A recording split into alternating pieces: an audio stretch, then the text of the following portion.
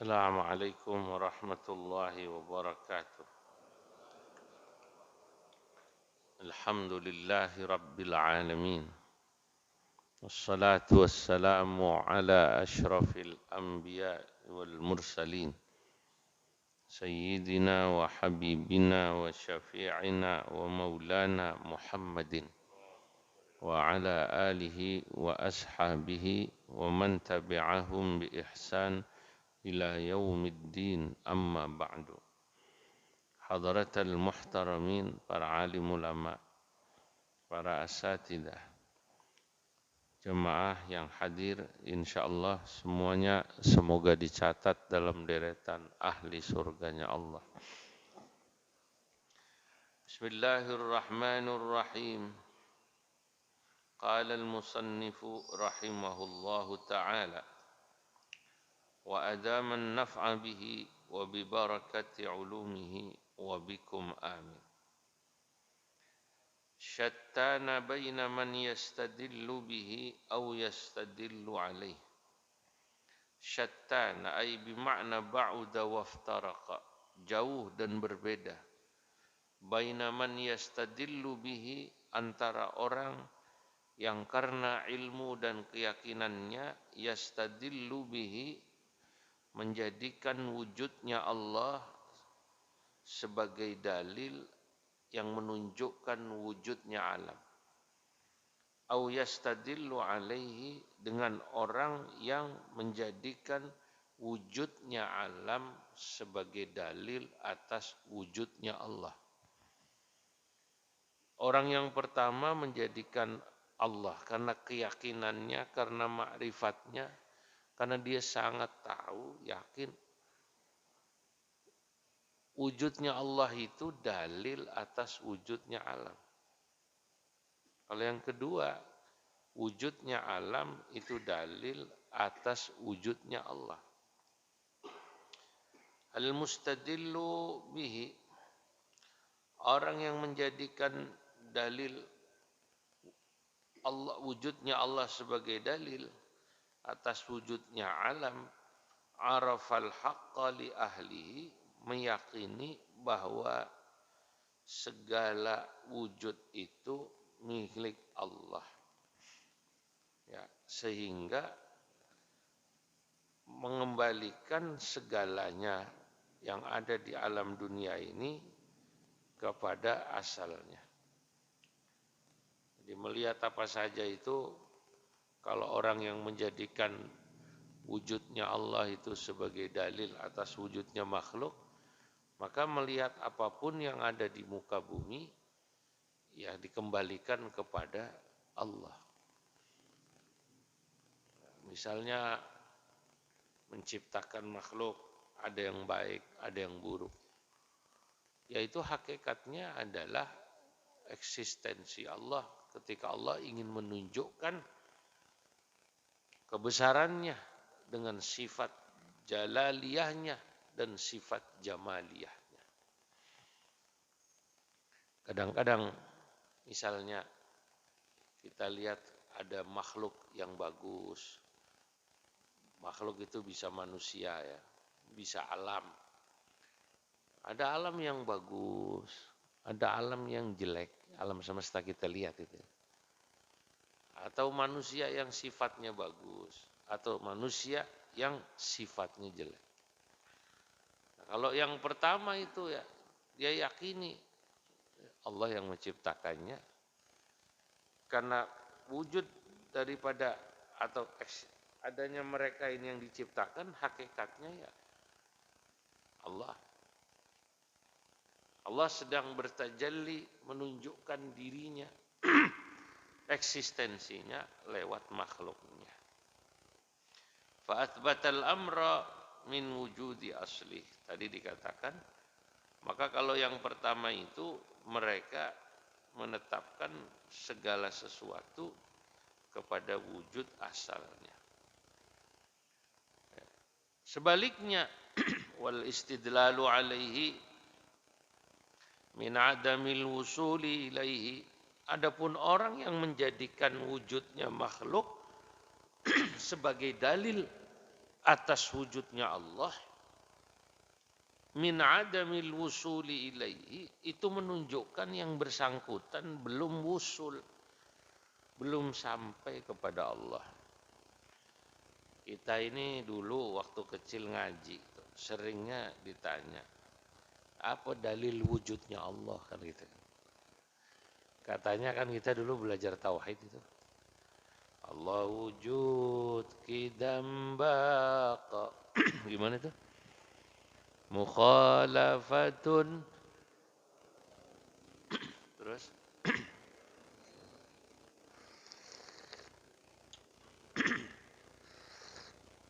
wahdaniyat kudrat iradat. Nah, selanjutnya Allah wujud. Orang ditanya, apa dalil wujudnya Allah? Dulu biasanya orang bilang, dalil atas wujudnya Allah adalah wujudnya alam semesta, gitu ya. Ya, kenapa begitu? Ya karena ini alam semesta begini indahnya, begini luar biasanya, pasti ada yang menciptakan, kan gitu-gitu. Siapa lagi yang menciptakan kecuali yang maha kuasa, yakni Allah Subhanahu wa ta'ala. Apa salah kalau ada orang bilang begini? Enggak salah. Ya memang sampai di situ. Dan itu tauhid yang diajarkan kepada pemula. Itu kan pelajaran zaman kecil kita. Kalau anak kecil diajarin yang sekarang ini ada dalam kitab hikam, dia pasti pusing. Kata dia, adanya wujudnya alam itu menunjukkan adanya wujudnya Allah. Kan begitu kalau zaman kecil.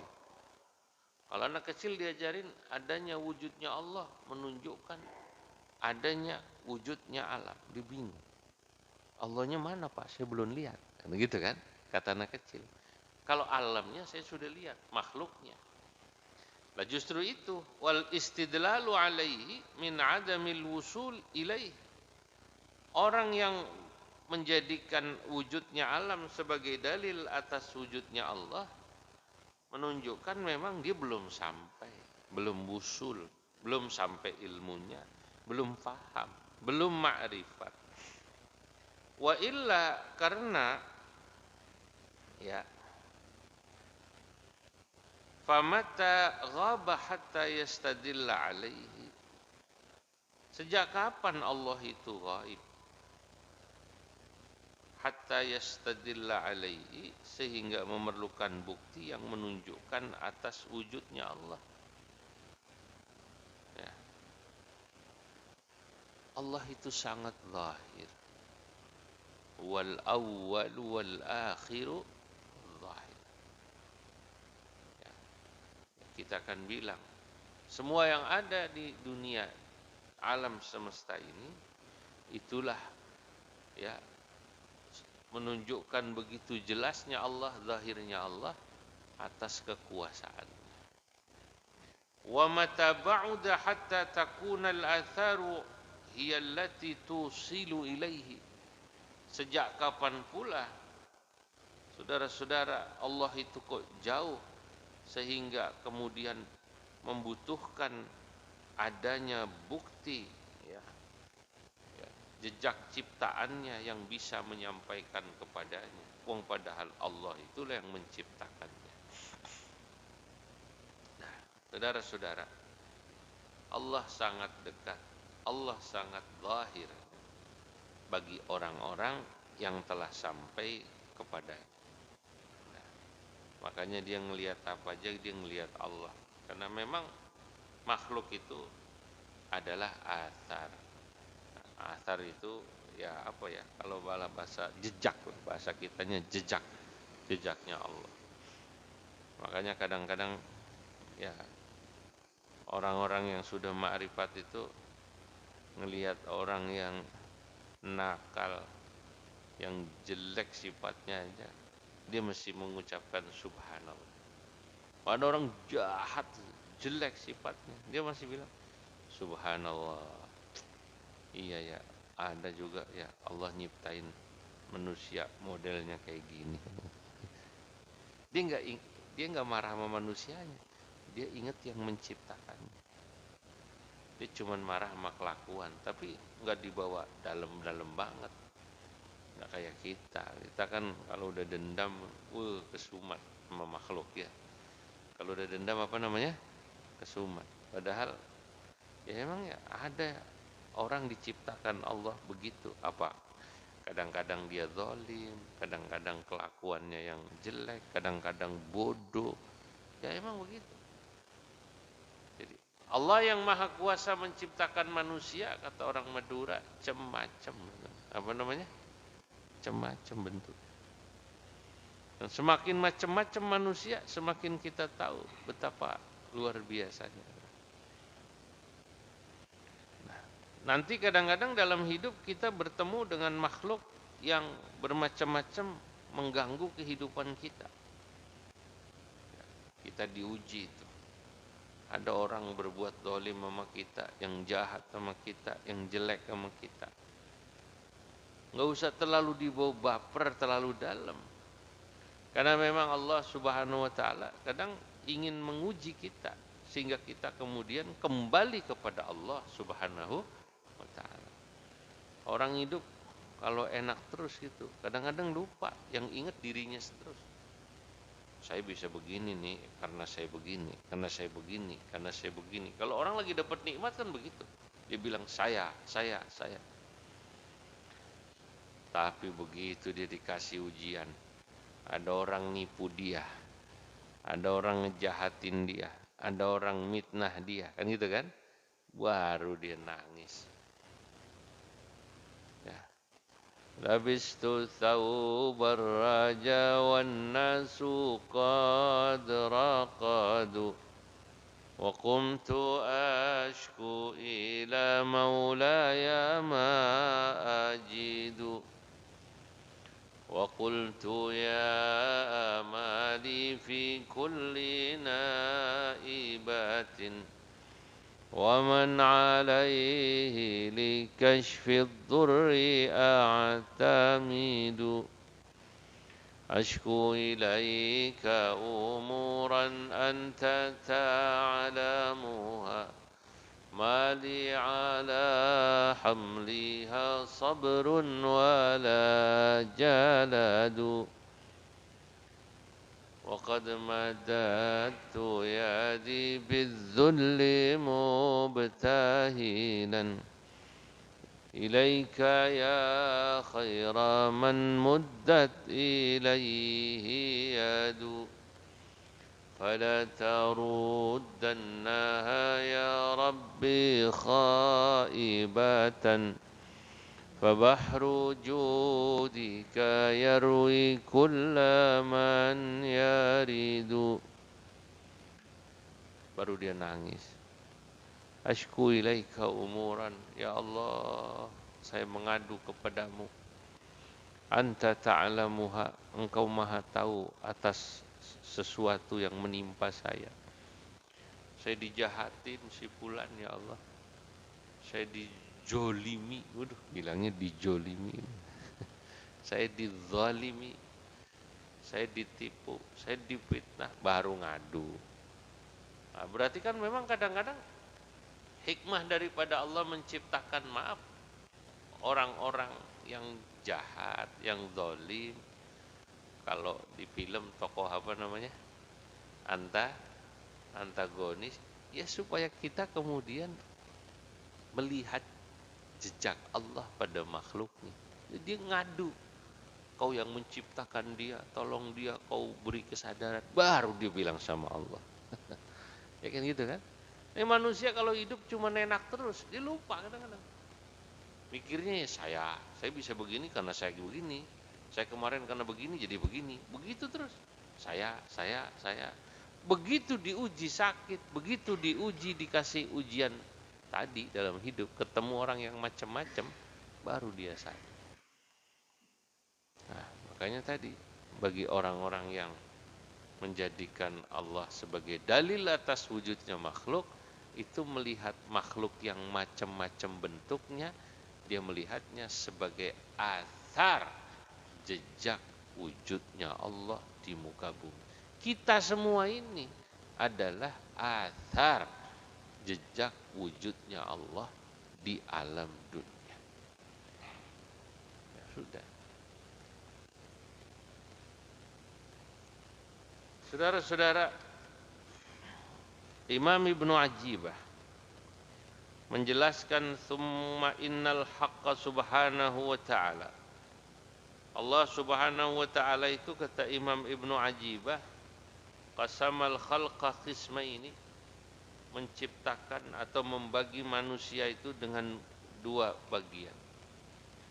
Wa farraqahum firqataini, dan membaginya dengan dua kelompok.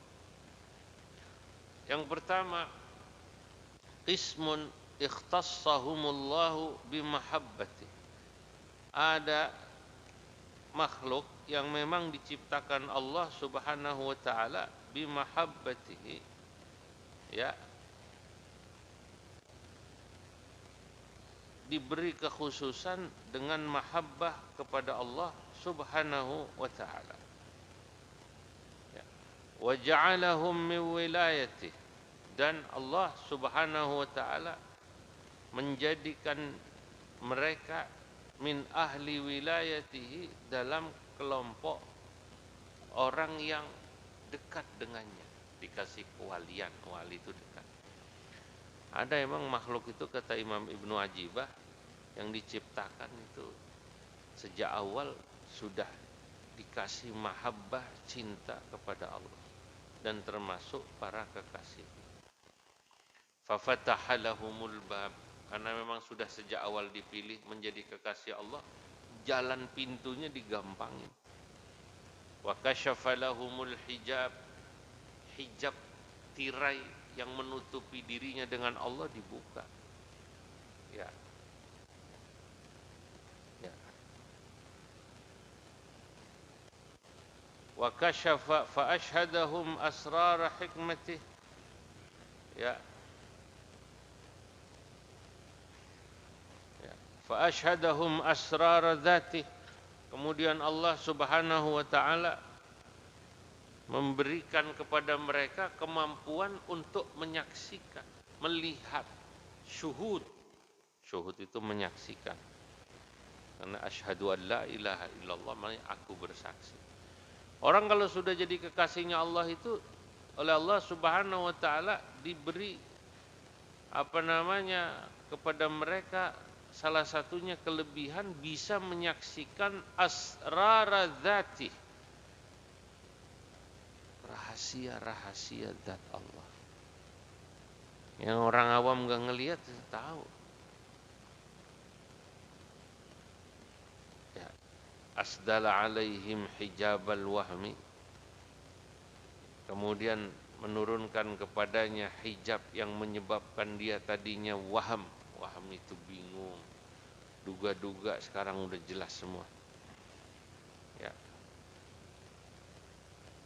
Jadi saudara-saudara, orang semacam ini fawaqafu ma'a dhawahiril qusyur, ya, ya, walam yashhadu bawatinal umur ma'a shiddatid dhuhur. Maaf, kebalik ini, maaf. Ini yang kedua. Walam yuhjibhum anhu bi athari qudrati. Ya. Dan kelompok pertama itu oleh Allah Subhanahu wa taala karena sudah dibukakan hijab, melihat asrar dzati, rahasia atas zat Allah, jadi dia bisa melihat seluruh jejak Allah pada makhluk. Tadi saya bilang, orang kalau hidupnya itu udah nggak ada dendam, nggak ada marah sama makhluk, dilihatin. Karena dia lihat ya, memang Allah yang menghendaki menciptakan, bukan kemudian membiarkannya, enggak. Saudara-saudara, kadang-kadang kayak kemarin kita lagi rame gitu ya, apa itu, di mana itu, yang katanya marah gitu, saking marahnya itu apa, ditendang lah gitu di Jawa gitu. Yang saya ngelihat orang mabuk marah, mabuk ditendang. Kalau dia nggak ganggu, sebenarnya nggak perlu ditendangin. Kalau dia nggak ganggu gitu, ya, kecuali kalau ganggu. Dia mabok sendiri gitu, nggak usah ditendangin. Ya, dia belum didakwain ya gitu, didakwain apa namanya ya, tapi nggak perlu apa namanya ditendang gitu. Nah kalau yang memang belum nyampe begitu ya, karena yang kelompok kedua itu biasanya dia sibuk hanya pada tataran kulit ya, tak sampai melihat yang dalemannya, bawatinal umur. Makanya fasubhana man akhfa, yang kedua kan waqismun aqamahum li khidmati. Ada kelompok yang ini juga harus kita maklumi. Allah Subhanahu wa taala menciptakan mereka memang masih pada makom khidmah. Ya, makom khidmah. Ya, ibadah, takut. Ya, tapi yang pertama ini memang diciptakan kadang masih sibuk dengan yang kulit-kulit itu. Sholatnya rajin, ibadahnya rajin, tapi memang dia masih yang ditekuni kulit ya. Ya fikih lah, fikih ini haram, ini boleh, ini dosa. Ya nggak salah juga. Ada kelompok begini, Allah juga yang menciptakan. Itu kenapa kalau orang yang ngaji tasawuf, nanti dia akan melihat orang yang dalam pandangan fikih kelihatannya salah. Kelihatannya gitu ya. Tapi sebenarnya kalau dia renungkan dalam, tidak. Karena memang Allah Subhanahu wa taala ciptakan posisinya di sono. Ya, seperti ulama-ulama atau orang-orang soleh yang ditugasi Allah Subhanahu wa taala dakwah di tempat orang yang ahli maksiat. Kadang Anda melihat itu. Ada orang katanya ustaz atau katanya kiai main gaple. Main gaple sama tukang main gaple. Main gaple dia. Main gaple. Yang kalah dia apa namanya? Dijepit. Ada saudara-saudara kita yang dakwahnya pada mereka lewat cara lain. Didatengin yang main gaple. Saudara, mari kita sholat dengan baik. Yuk, ini datang waktu maghrib, datang waktu zuhur, datang waktu isya. Teman-teman dari jamaah tabligh ada yang begitu. Ya nggak salah juga. Ya memang begitu caranya. Ya, masih sopan. Itu saya pernah lihat sendiri di stasiun Gambir. Ya, ada orang lagi main gaple maghrib gitu, atau apa? Ya main gaple, main judi lah gitu di Gambir gitu. Saya lihat teman-teman jamaah tabligh mendatangi mereka. Saya kasih. Ya ini juga salut ya, ada hamba-hamba Allah yang diciptakan begini nih ada. Didatangi, saudaraku, ayo kita sholat maghrib. Di stasiun Priuk juga pernah itu cerita tuh, premannya tuh didatangi cerita sama saya. Nah, itu ya nggak marah karena caranya sopan. Makasih Pak Haji, duluan aja duluan. Yang main gaple bilang gitu. Duluan Pak Haji, terima kasih. Nggak marah soalnya caranya sopan. Ada yang pertama yang malah ustadznya nemenin main gaple. Yang kedua apa tadi? Yang main gaple didatengin, cuman sopan gitu kan. Ayo sholat gitu. Oh yang ketiga ada lagi yang datang nggak pakai ngajak, ayo kita sholat, main ditendangin tuh yang main gaple. Akhirnya berantem. Lah ini memang manusia itu cem-macem Pak. Ini contoh ngadepin orang ahli maksiat katanya gitu kan. Itu cem-macem ya Kak. Nah, kalau yang nggak ngerti, yang pertama itu memang mungkin ditugasi Allah caranya begitu. Dia nggak ada benci, nggak apa itu sama yang main gaple. Ikhtassahumullahu bimahabbati. Karena udah cinta, duduk aja dia main. Konon. Ya, ini cerita lisan turun temurun. Tebuireng itu dulu itu daerah Molimo. Molimo itu daerah breng lah, apa brong itu ya, tempat orang mabok, tempat apa. Dulu Kiai Hasyim Asy'ari sesudah pulang dari Arab, kan ngaji lama mas di Arab beliau kan, sesudah alim di Jawa berangkat ke Arab, sempat ngaji 2 tahun lah sama Syekh Nawawi Al-Bantani, 2 tahun ada. Itu apa namanya, beliau pulang bikin pondok baru di Tebu Ireng itu, karena aslinya bukan dari situ, beliau dari daerah Gedang. Nah di Tebu Ireng itu konon daerahnya daerah Brong begitu, Molimo. Ya awal-awal konon cerita turun temurun Kiai Hasyim itu nggak langsung bikin pondok, karena daerah itu daerah pertebuan, namanya Tebu Ireng. Ada pabrik tebu nggak jauh dari situ. Ya, ya isinya orang gitu. Ya nemenin main gitu. Ya, katanya kalau main menang terus lagi. Preman-premannya bingung ini main. Kok bisa menang terus gimana? Ada doanya kata gitu. Ada doanya. Oh gitu, iya. Kalau menang ada doanya. Boleh dikasih, oh ada syaratnya mau doa. Mau enak amat itu. Syaratnya apa? Wudu dulu. Oh ya udah wudu. Terus mana doanya? Ya sholat dulu kata gitu. Lama-lama pada tobat. Nah, itu cara pendekatannya lain-lain. Nah, kalau sudah kemudian didasari mahabbah, gitu, ya melihat makhluk Allah itu semua ya penuh dengan cinta. Karena hakikatnya dia melihat makhluk itu melihat yang menciptakannya, ya, mencintai makhluk, mencintai yang menciptakan. Dan itu adalah puncak cinta yang paling tinggi. Jadi saudara-saudara, puncak cinta yang paling tinggi itu yang manakala seseorang bisa mencintai segala sesuatu yang berkaitan dengan apa yang dicintainya. Kalau dia mencintai Allah Subhanahu wa taala, maka dia akan mencintai segala sesuatu yang diciptakannya. Ya tadi. Inilah ya bagaimana ulama-ulama zaman dulu. Ya, kalau kita pahami seperti itu. Ya, hadirin yang dimuliakan Allah. Nah, sampai sini dulu saya memang agak kelelahan membagi waktu. Moga-moga biar lama ini manfaat. Nanti kita lanjutkan pada kajian yang akan datang.